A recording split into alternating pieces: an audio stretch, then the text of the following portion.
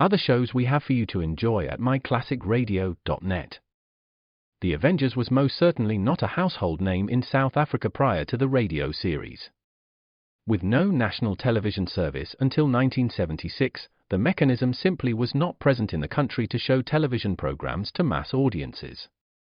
While many other countries reveled in the filmed adventures of John Steed and Company, South Africa was not equipped to join in the fun. The series took Britain by storm and made a major impression in the American markets, being that greatest of rarities, a British series given a network transmission slot. However, as a filmed series, rather than a videotaped one, The Avengers was able to gain a modicum of exposure in South Africa through film rentals. Come and listen at myclassicradio.net. It is Janet Shake Arnold. Could be mistaken with that name. Died 13 years ago. Flowers from a man who'd been dead 13 years. Ordered each year by somebody representing himself as Arnold Dranacek. Was utterly, fantastically impossible. I went to a telephone.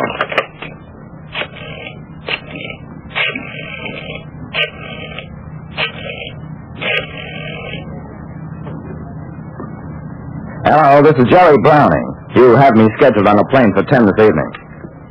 Cancel it, please. I'm staying here indefinitely. You go about tracing a dead man a lot differently from one who's alive. Just to be doubly sure, I visited his grave.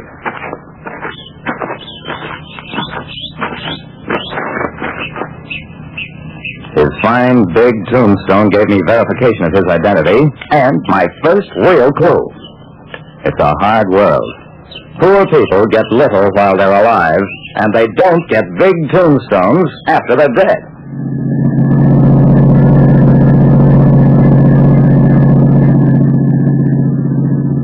I dug through reams of musty old court records during the next few days and discovered quite a lot. Arnold Dranacek had been an enterprising businessman in a quiet sort of a way. He'd had a grocery store, then a bigger one, then a small chain of stores, and at the time of his death owned 36 such stores, the Draymore chain in a dozen smaller California cities. His will, as filed with the probate court, listed an estate of over $500,000. Final beneficiary, a Mr. Welton Wallace, chairman of the board of the Draymore Groceries Incorporated.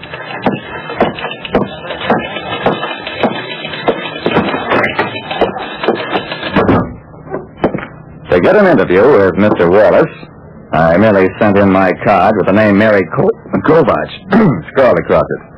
Delighted to see you, Mr. Browning, and I might add delighted to hear that you have some news of the late Mary Kovach. She's alive, Mr. Wallace, and you know it as well as I do. Someday you must tell me how she died. At the moment, rather busy. Pardon me.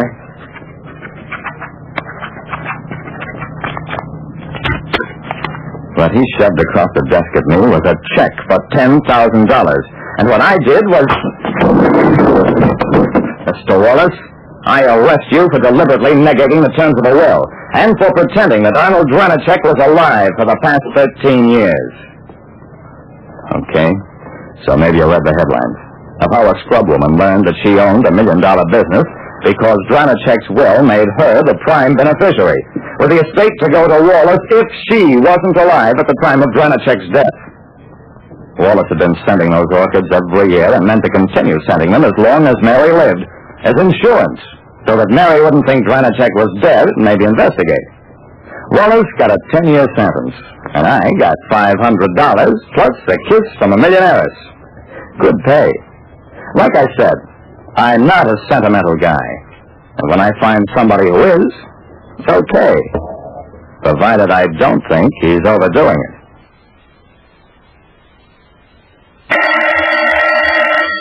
Calling all detectives.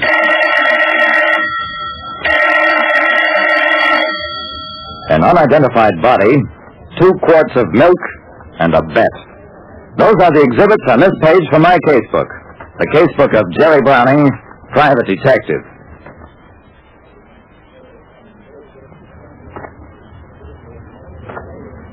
Take a tip from me, Jerry Browning, private detective. The next time you hear somebody say, dead men tell no tales, don't believe it.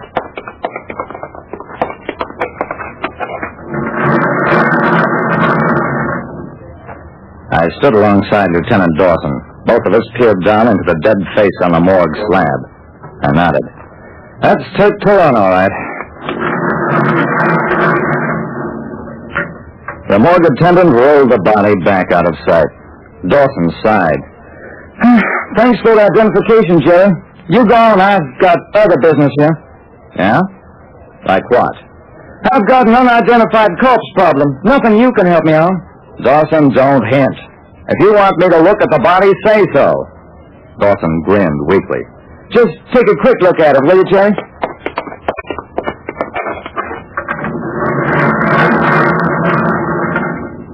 The body could have been anybody. Height, 5'8", weight around 150. No scars, no marks, except a neat bullet hole in the chest. Harbor Patrol fished him out last night. Absolutely no clue to identity. What about clothes, wallet, papers? Dawson shook his head. Where you see him now is where they found him. Jerry, here's one man can't be identified. That's ridiculous. Anybody can be identified. I could identify him in 24 hours. Bet your hat you're talking through your hat. I got mad at that. You give me 24 hours and every resource of the police department, and I'll not only give you this man's name, but his killer's name as well.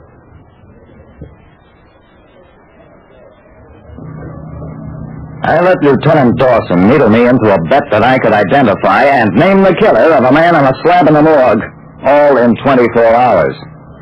It took me about 15 minutes to pick up Doc Eaton from the medical examiner's office and Jack Wilson from the crime lab.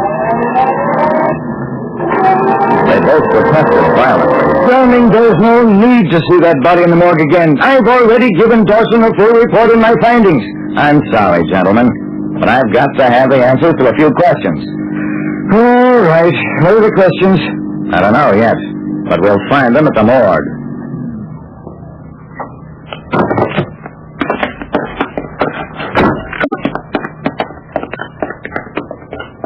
When Doc Eaton and Jack Wilson worked as a team, they were really something to watch. They analyzed the scrapings from the dead man's fingernails. They typed his blood, calipered his head, photographed hair strands, x-rayed teeth, probed the gunshot wound, tested stomach contents. And their findings were blood type D, age about 50, head shape, dolichocephalic, slight baldness at temples, teeth remarkably free of caries, no nicotine staining, last meal, ham, bread, apple, and an extraordinary amount of casein and other milk solids. Prior to death, this man must have consumed at least 2 quarts of milk. Overdeveloped muscle in right forearm. Body immersed in fresh water for approximately 5 hours subsequent to death. Cause of death, .38 caliber bullet. Name of man, unknown.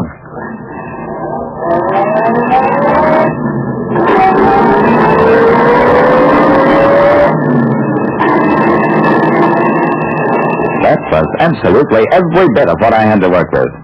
After I drove the Doc and Wilson back to their offices, I went on to the district headquarters of the Public Health Service. You, say the man had consumed large quantities of milk? Could be a painter, Mr. Browning. We strongly recommend milk as a preventive for lead poisoning. Painter's colic, it was formerly called.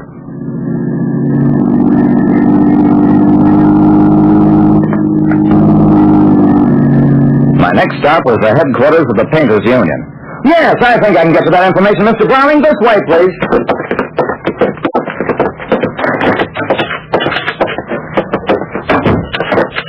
The union official introduced me to a nice-looking blonde and explained what I needed to know. Mr. Browning would like to find out whether any of our local members have been reported absent from a job within the past 48 hours. It took a couple of extra hours to get the information, but I did learn that 3 men had failed to show up on various assigned painting jobs around town. 2 of them didn't tally with a description of my man, but the third, that sounds like the one. You say he was on an industrial job at 1040 Water Street? Had been working overtime? I see. Thanks a million.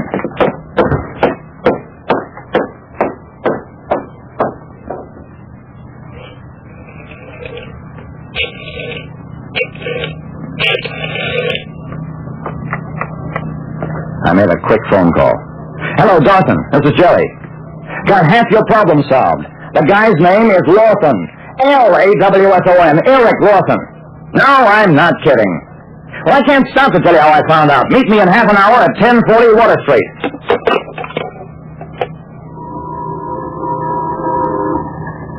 The address was a big loft building with a sign that read Baker and Arden, Import-Export. I made fast time getting there, but Dawson made even faster. He was sitting in a police car waiting for me. Jerry, how on earth did you get the lead to this place? We suspected funny business here, but we had no proof. I'm sure surprised. If Dawson was surprised, I was astonished. Wait a second, Dawson. You mean to say this Baker and Arden outfit is not legit? Dawson stared at me uneasily. You and I are not talking about the same thing, Jerry. Mr. Baker died a couple of days ago, bad fall. We weren't satisfied with the explanation of his death. We're still investigating it. And I thought you'd uncovered something about that. Dawson, I think maybe we've got two murders to solve. Come on.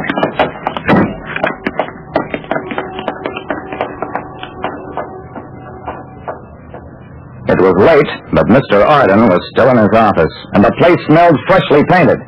Arden wasn't happy about our visit. Gentlemen, I've already explained my partner's death was an accident. There is nothing more I can tell you. Maybe not. But we'd like to make a search of these premises, with your permission. This is an outrage. I will not give permission. That's what I thought you'd say, Mr. Arden. Dawson, go get a search warrant. Well, we got the warrant, and found hidden behind some crates what I'd hoped we'd find. A painter's white overalls, cap, stained shirt, paint-encrusted shoes. The missing clothes of a man in a morgue.